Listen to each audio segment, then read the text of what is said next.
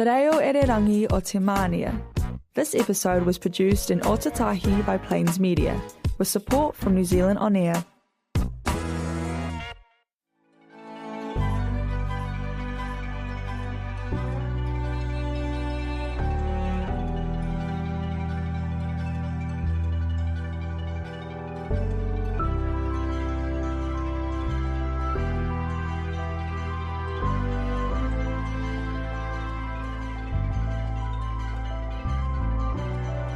Kia ora and welcome to Emergence News, a radio program that brings together two areas of contemporary thought, the political and the spiritual. The major purpose of this program is to draw attention to the needs of the present and the immediate future time. We also endeavour to provide information about the teachings of Maitreya, the masters of all masters, and that office is called the Christ. In the past, the masters seldom appear openly, but that is changing. It is about to change. And we'll talk about that more on that in just a moment. But firstly, time to introduce Shafir and Peter to the studio. Good morning, Peter. Good morning, Nigel. How are you today? I'm good, thank you. It's good to see you. Great. You look like you're ready for lunch in an hour or so. Oh, it could be. He's just enjoyed breakfast at the Bohemian, listeners.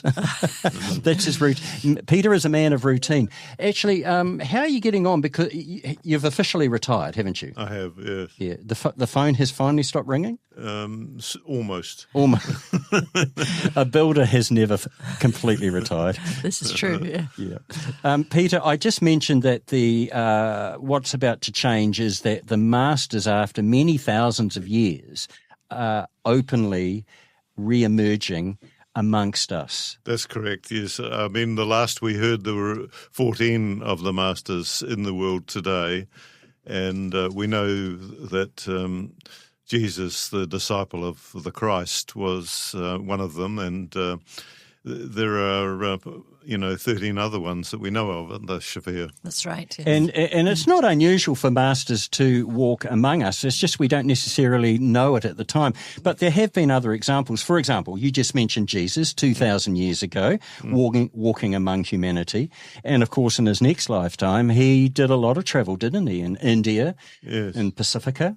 Yes, indeed. Walking among the Americas. Yes, he did as a master. He was well known amongst various native groups, in fact, in South America and in North America as well. And within the Maori tribes as well. Yes.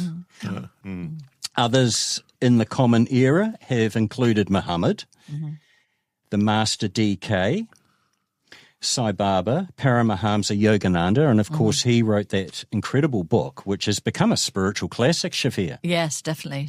The autobiography of a yogi, yeah. Yes. Started many people on their spiritual seeking, I think. Yes, which I think that's what it was designed to do. Yeah. And he comes from a long lineage of masters as well, going all the way up to Babaji. Yeah. Who is known, Peter, in the Himalayas as the secluded master. Yes, I believe I haven't seen very much of his work, to be quite honest, but I understand that he's very old and very wise. So, yes, and Benjamin Krem says he works directly with Sanat Kumara. Mm-hmm. Right. Could you elaborate on who he is? Sanat Kumara is, of course, the Lord of the World. Originally from Venus, 18.5 million years ago, at the time that humanity was individualized. And that's where we could say that humanity on Earth actually started, because before that it was just animal man. But at that time, the breath of light was actually breathed into humanity, and they became aware that they were an individual. And that is called the individualization of humanity 18.5 million years ago. Incredible. Welcome to the studio, Shafir. Thank you. Officially. Yes. Kia ora. Kia ora. Shafir, on a cosmic level, each day brings us closer to the energies of the Aquarian age. Yes. And we're right on the cusp at the moment. We're talking about moving out of the Piscean age, which began 2,000 years ago when Jesus, he was part of the inauguration of the age of Pisces. That's right, yeah. And, of course, the age of Aquarius, this is where the energy of the seventh ray is coming in, and the energy of Pisces, the sixth ray, is moving away. Yes. So the Earth has become in relationship with the Aquarian constellation, yes, and so that's why it's going to be influencing us, and it's known as the Golden Age. It's been talked about for many eons, many centuries. And one of the reasons it's a Golden Age, Peter, is because we have a whole number of masters coming onto the planet work amongst humanity. That's right. I think eventually Maitreya says there will be in the order of 40 of the masters here. And they will be here for the next 2,500 years, for the whole of the Aquarian age. And for Maitreya and a number of these masters to openly declare and openly work with humanity, we need to be better prepared than we are currently. Oh, that's right. We're so materialistic as a whole that we need to have the beginnings, at least, of some sort of idea of spirituality, don't we, Shafir? We do, yes, yes. All right, so at the moment we're experiencing chaos. That would not be an understatement, Shafir. Definitely. Now, you've got a reading which is entitled The Dark Before the Dawn. Mm-hmm. We're right there in the dark at the moment, aren't we? We're immersed in it. Yes, we are. So this is very timely. So these messages were written for the magazine Share International by Benjamin Krem's master, and he used to write these articles, and this one was written in 1991, and they're so relevant. They're absolutely timeless. So you can tell that they come from a sort of timeless place, and because this, as I say, this was 1991, and it's very pertinent to what we are going through today.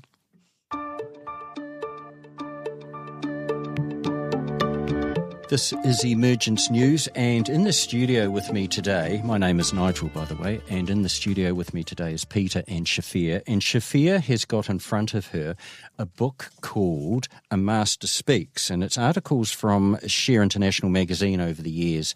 Each issue of that magazine features an article by a master. And Shafir, you've got an article which was published back in 1991. Yes, called The Dark Before the Dawn. Recent events in the Middle East and other areas have shown once again how precariously poised is peace, how tender and vulnerable a flower it is as yet. Nowhere, it would seem, have its roots gone deep. Nowhere, it would appear, have men tended carefully its early growth. The bright promise of the year now ended seems clouded and fraught with danger and mayhem. How to account for such dramatic change? And this paragraph really struck me because I've been so frustrated with our politicians because nowhere is there a ministry for peace. We have a ministry for war now in America, and everywhere, they're banging on about how we have to defend ourselves, have to increase military.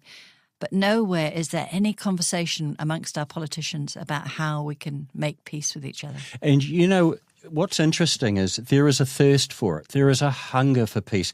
Yeah. The peace walk, the monks, the Buddhist monks.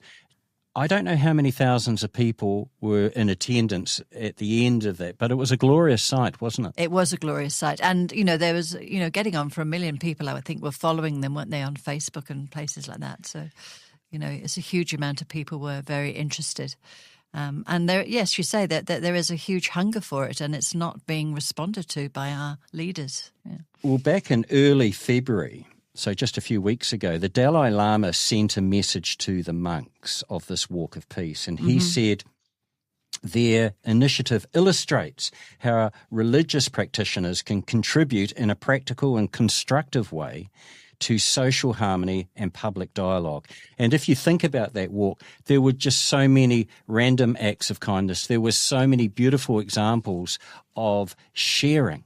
Yes, I loved right. I loved the way the monks kept being given food and flowers, and then a bit further down the track they were giving those flowers and food and sharing, and then they would receive again. And it was a really good example of that philosophy, wasn't it? Definitely, yes. It was amazing, and that it, and this is where social media can be so helpful. It can spread, doom and gloom, but it can also spread this sort of wonderful ways of people making peace. Yes, and that peace walk was a good example of that. The Dalai Lama went on to say, may their walk help sow the seeds of greater peace, understanding and compassion in the United States and beyond. Yes, and it's one of the criteria for Maitreya to come before us is we have to adopt, don't we, Peter, a certain amount of peaceful ways of being. That's right. We have to be at least open to it, don't we? And that is critical.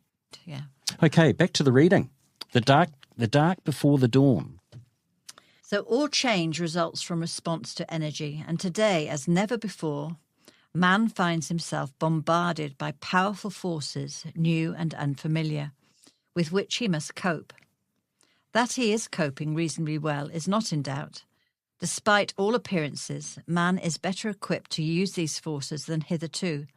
But as yet, these unaccustomed stimuli galvanize him into actions, precipitate or clumsy, the results of which he cannot always foresee.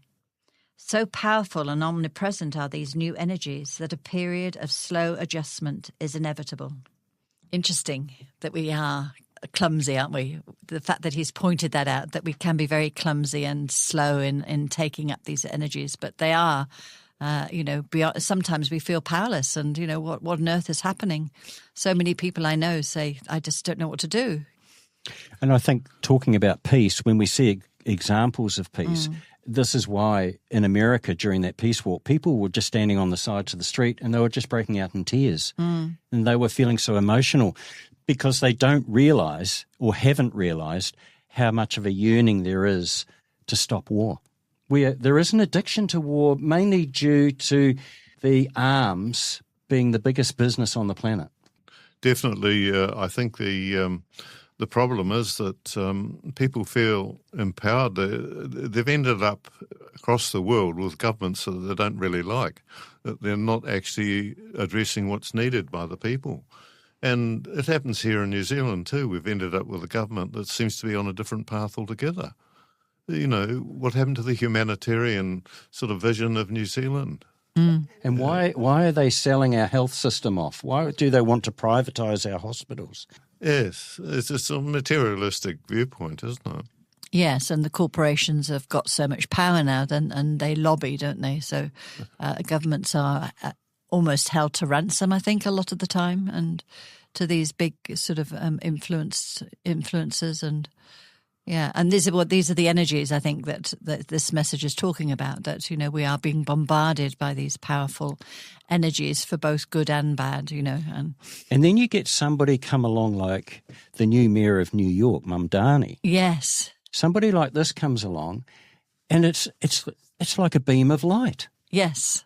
Against all the odds, beat the oligarchs, beat the Democratic establishment, beat the Republican establishment. One didn't just win the election campaign, he completely ended up dominating the election campaign.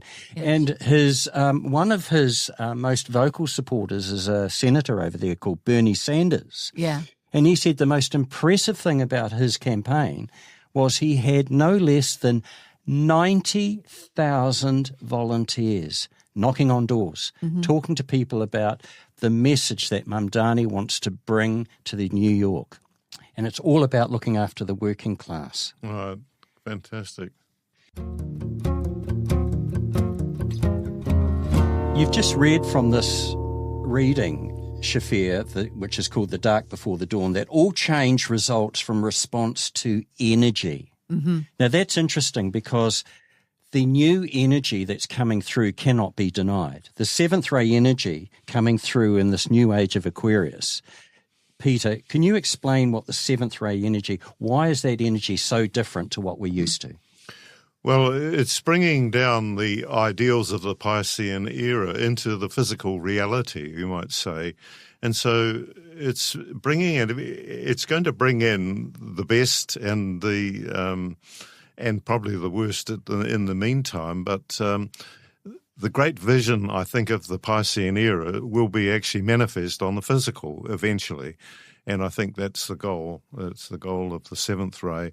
It's a physical manifestation, and the great Lord that embodies the seventh ray, of course, is one of the Syrian gods from Sirius. And so, they're our alter ego, they're our soul, you might say, of the earth, of humanity. And they're our elder brothers, and they bring in this energy. And the seven great stars of Sirius are the basic part of the energy that's coming through, and that comes via the Aquarian constellation as well, and so it's influenced by the Aquarian constellation. And we can't underestimate these powerful energies. No, they're everywhere. They move at the speed of light or faster, and they're just. They are who we are. In actual fact, we've all got a soul that's related to one of these seven rays, and we can't get away from it. It is who we are. And there'll be some people listening to you at the moment, and they'll be recognizing what you're saying, even on an intuitive level. That will help explain why things are starting to dismantle some of those old systems, political and economic and social systems that aren't working anymore. They're not working for everybody. That's why we do have politicians and governments in power at the moment, and it actually doesn't matter what policy they bring forth to cabinet. It's not going to work. No, this is right. And we're slightly more aware of these things through social media and that sort of thing. And so we expect more from our politicians than what they're delivering, really. I think that sort of sums it up.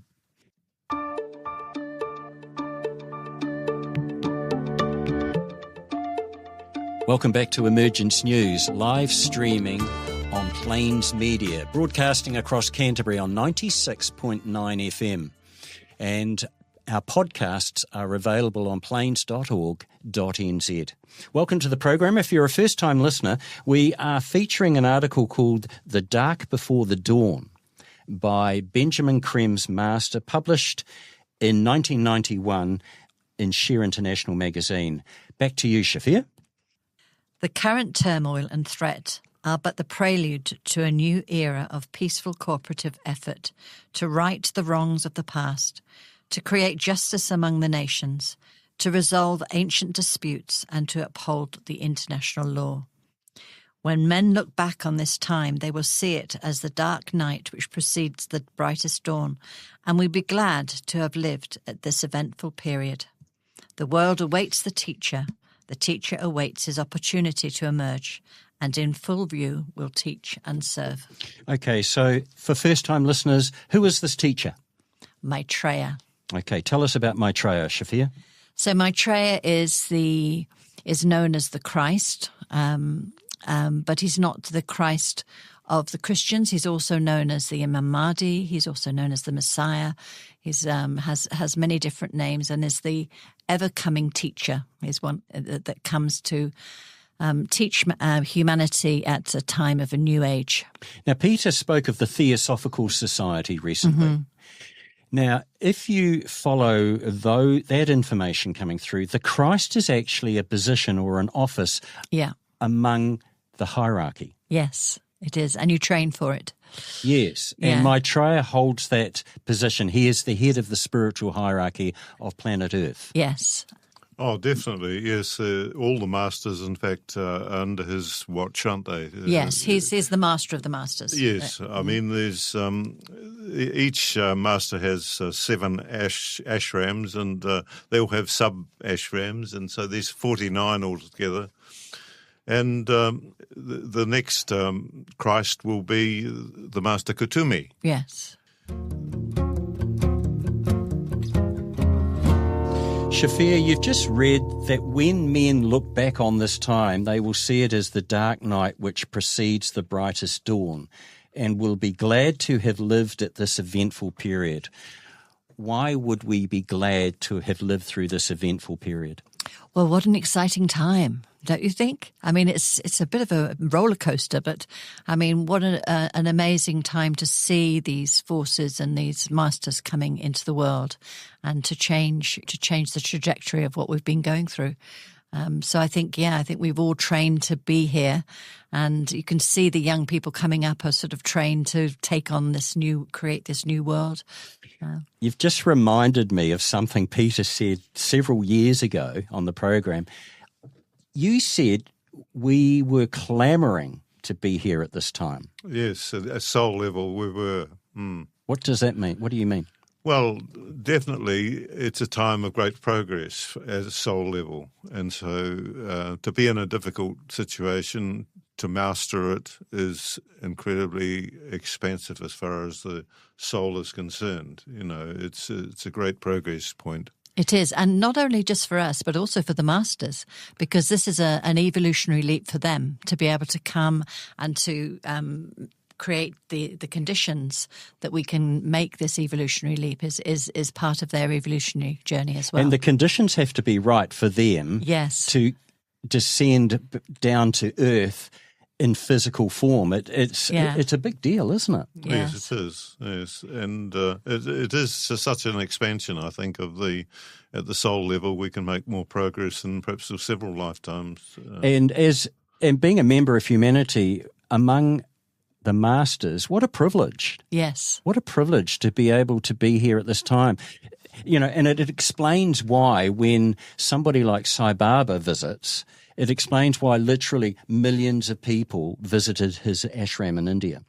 You know, I've got members of both sides of my family that made the trek over there.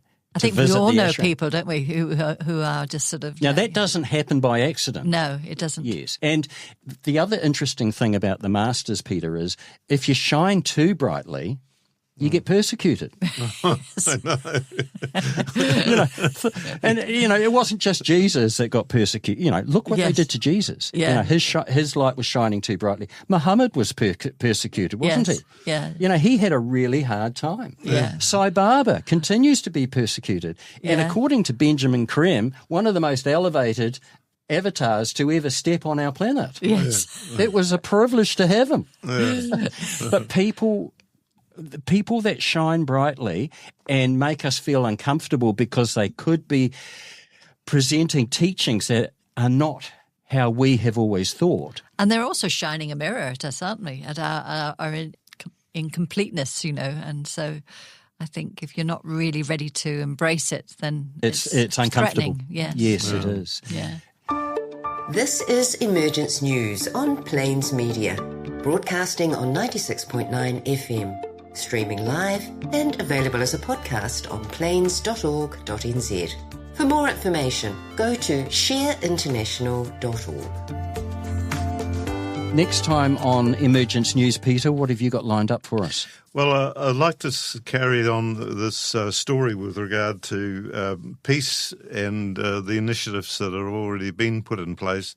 And so this article from Share International is called The Monstrous Anger of the Guns. And it's about how the global arms trade is ruining the world and what we can do about it.